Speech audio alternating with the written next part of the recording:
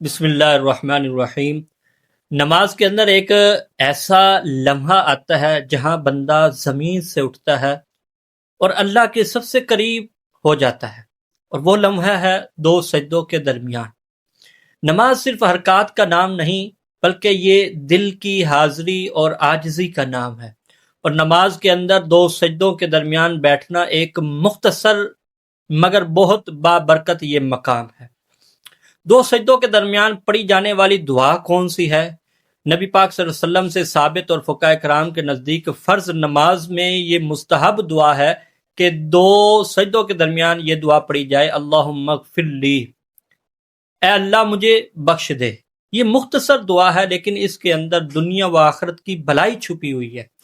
فرض نماز میں امام، مقتدی اور اکیلے نماز پڑھنے والے سب کے لیے دو سجدوں کے درمیان اللہم اغفر لی کہنا یہ مستحب ہے۔ اس مقام پر زیادہ طویل دعا کرنا مکروہ ہے کیونکہ فرض نماز میں اختصار اور اتباع سنت مطلوب ہے۔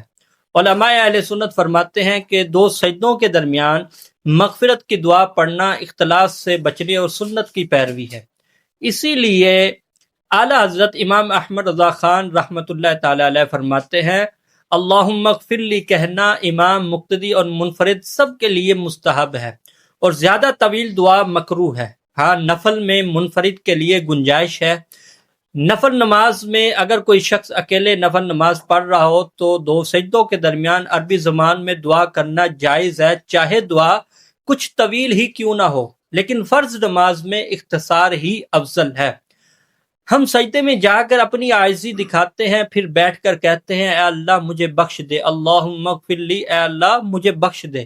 گویا بندہ یہ اعتراف کرتا ہے یا اللہ میری عبادت بھی کامل نہیں، میری نماز بھی محتاج مغفرت ہے، یہی تو بندگی ہے، اے اللہ مجھے بخش دے۔